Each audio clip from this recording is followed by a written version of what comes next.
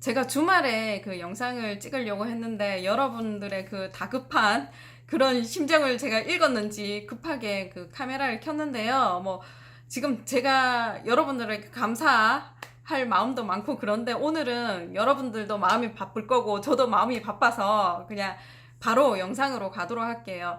그 지금 제일 많이 그 질문 중에 하나가 뭐 신고는 했는데 맞는지 안 맞는지 모르겠다 이거거든요. 그래서 다시 한번 신고서를 가지고 이게 내 금액이 신고가 된 금액이 잘 됐는지 안 됐는지 그거 확인하는 방법 알려드릴 테니까 우선 홈택스에 가셔서 홈택스에 가셔가지고 그 여력이 되시는 분은 프린트를 신고서를 프린트 하시고요. 난 여력이 안 된다 그러면은 신고서를 그냥 화면으로 보셔도 되는데 그 프린트 하시는 게 눈에 더 잘 보이거든요. 일단은 그거 본다라고 가정을 하고 제가 지금 설명을 드릴게요. 우선 신고서를 보시면 이렇게 두 장으로 구성되어 있고 나머지는 다 첨부 서류라고 보시면 되는데 그거는 여기 있는 금액들의 자세한 상세 내용을 알려주는 서류거든요. 그래서 지금 우리가 신고서에 금액이 잘 들어갔는지 안 들어갔는지에 대한 확인하는 작업에 있어서 그거는 필요가 없기 때문에 저는 오늘 신고서 이 두 장 가지고만 그 설명을 끝내도록 하겠습니다. 그러면은 바로 신고서 확인하는 방법 들어가죠. 일단 과세표준 및 매출세액이라고 나와 있는데 여기는 뭐냐, 내가 벌어들인 돈에 대해서 어떻게 벌어들였는지 그거를 종류를 써라 라는 부분이거든요. 그래서 내가 음식업을 한다 그러면 1번에 세금계산서 발행분이 있다 그러면 세금계산서분이 1번에 잘 들어갔냐, 근데 이 세금계산서 발급분에는 전자가 있고 종이로 있다 그럼 그 전자하고 종이 세금계산서 합친 금액이 여기 잘 들어가 있으면 돼요. 거의 이거는 틀릴 일이 없을 거예요. 종이 세금계산서가 없다라고 하면은 불러오기 하기 때문에 그 불러온 거는 여러분들이 다들 잘 하셨을 거예요.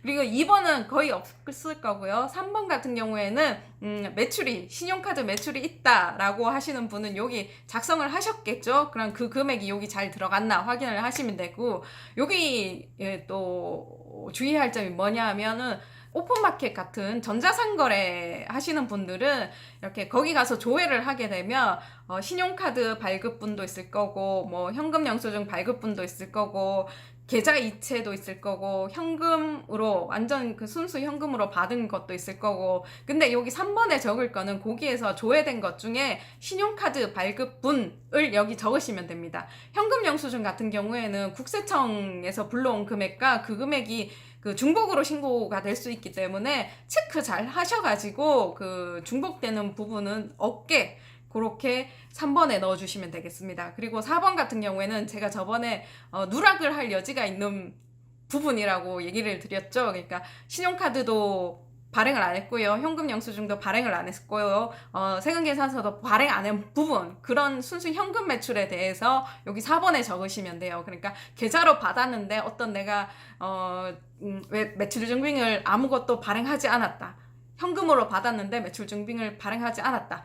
이런 거를 4번에 적어 넣으시면 되고요. 그 금액이 잘 들어갔나 보시면 돼요. 그러면은 그 과세표준 및 매출세액, 내가 번 돈에 대해서 신고는 다 입력을 하신 거예요. 그 매입세액 부분은 내가 이 매출을 일으키기 위해서 쓴 돈이 있잖아요. 그 쓴 돈을 여기에 입력하신다라고 생각을 하시면 되고요. 그거를 내가 어떤 증빙을 받아왔는지에 따라 여기에 나눠 적는다라고 생각을 하시면 돼요. 그러니까 세금 계산서를 받았다 그러면은 10번, 10-1번, 11번 여기에 적어서 적으시면 되고요. 내가 신용카드를 받아왔다, 신용카드 영수증을 받아왔다 그러면은 지금 14번에 넣으시면 되고요. 뭐 그런 거를 이렇게 나눠 적는다라는 생각을 가지고 있으시면 되거든요. 자세히 보시면 일단은 10번과 11번을 보시면 일반 매입과 고정자산 매입이 있는데, 저번에 메뉴 탭에서 고정자산 기계장치나 뭐 건물이나 비품 중에 좀 비싼 거 따로 적으라고 제가 얘기를 드렸죠. 그 부분이 11번에 나타납니다. 그럼 맞으신 거고요. 10번과 11번 금액 같은 경우에는 같은 카테고리 아니라고 생각을 하시면 되는데, 앞에 보시면 세금계산서 수치본이라고 같이 묵혀 있잖아요. 내가 만약에 전자세금계산서랑 종이세금계산서랑 합친 금액이 1,000만 원이 됐어요. 받은 금액이 1,000만 원이 됐는데 여기서 내가 뭐 에어컨을 한 개 샀다. 그러면 에어컨 300만 원이라 그러면은 그 금액이 1000만 원에서 300만 원이 빠지면서 11번에 300만 원이 오고요. 그래서 10번에는 그 700만 원이 가게 됩니다. 합친 금액이 1000만 원이 되는 거죠. 이렇게 나눠준다라는 의미가 있는 거지, 이게 뭐 별도로 더 환급을 받는 거나 이런 거는 아니거든요, 여러분들.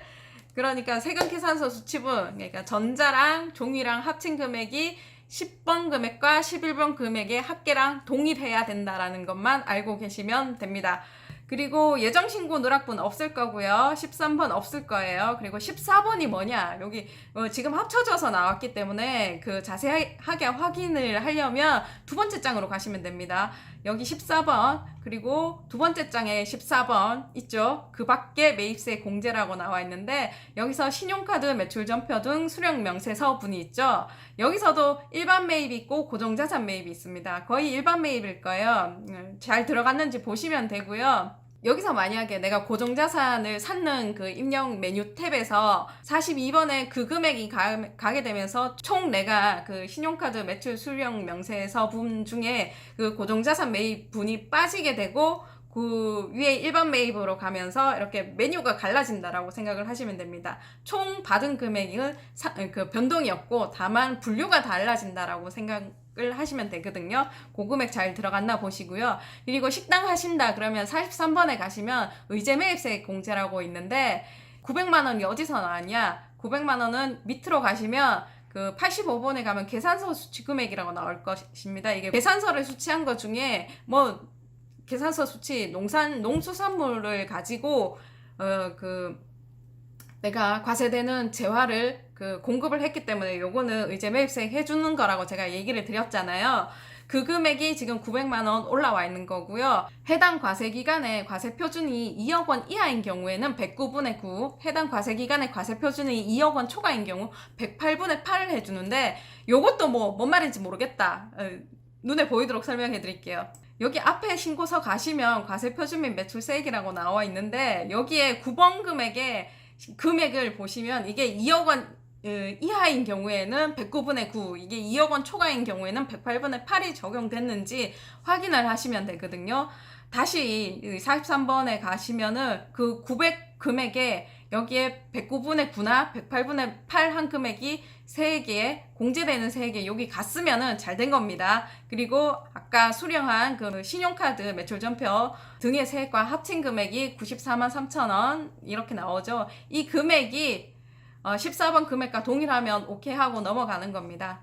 그리고 이게 다 이렇게 나는 매입한 것 중에 16번에 이 중에 내가 무슨 뭐 소형 승용차를 샀고 뭐 비업무용으로 쓴 게 있고 접대비를 쓴 게 있고 뭐 제가 이전 동영상에서 얘기를 드렸었죠. 그 금액을 그 16번에서 빼주는 겁니다. 이거는 부가세법상 우리가 정책적 목적으로 이거는 못 해주겠다 하는 거를 빼는 겁니다. 일단 받은 거는 다 입력을 해놓고 그 중에 아닌 거는 빼는 거죠.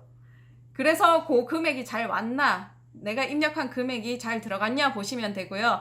보통 신용카드 같은 경우에는 그 입력할 때 신용카드 탭이나 이런 걸 입력할 때 이런 그 부분이 있다라면 아예 원천적으로 입력을 안 하시면 되는데, 세금 계산서 발행분 같은 경우에는 세금 계산서는 무조건 위로 그 10번이나 11번에 가게 신고를 해주고 그 다음에 밑에서 빼게 되거든요. 그러니까 그 신용카드 발급분 중에 뭐 접대비나 이런 거를 있다 그러면 아예 원천적으로 입력을 안 하시면 되고요. 근데 세금 계산서 같은 경우에는 입력을 하시고 밑에서 뺀다라고 개념을 가지고 있으면 되거든요. 그리고 경감세액공제 가시면은 여기서 주의할 게 18번은 만원 들어갔는지 확인하시면 되고요.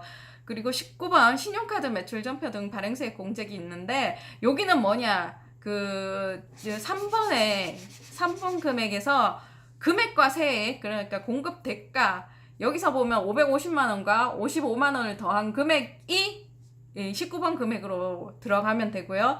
여기서 간이가세자가 아닌 이상 1.3% 적용한 금액이 이 금액이 되는 거죠. 잘 들어갔는지 계산기 한번 두들겨 보시면 잘 들어갔을 겁니다, 아마.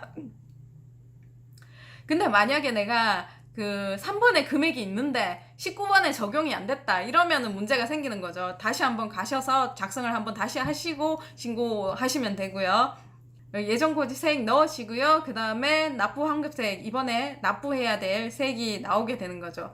그리고 과세표준명세서 가시면은 이 부분 가시면 제가 이 부분은 거의 한 개의 업종과 업태를 가지고 있으면은 9번과 28번과 32번의 금액이 모두 일치하게 적어주시면 되고요. 그 다음에 만약에 나는 그 음식업점도 하고 뭐 도소매도 하고 뭐 전자상거래도 하고 이러면은 그 부분이 만약에 내가 3개라 그러면 여기에 28, 29, 30 부분에 3개를 다 나눠서 이렇게 분리해서 그 금액을 적어주신 금액이 9번 금액과 일치를 해야 되거든요. 그래야 이게 신고가 되게 돼 있는 시스템이기 때문에 그게 잘 들어갔는지 보시고, 근데 그 구분은 어떻게 하냐 하시는 분이 있는데 그거는 본인만 알기 때문에 알아서 하시면 됩니다. 근데 중요한 거는 요 불리한 금액이 언제 영향을 미치느냐, 나중에 소득세 신고할 때 영향을 미치기 때문에 그때 그건 설명드릴게요.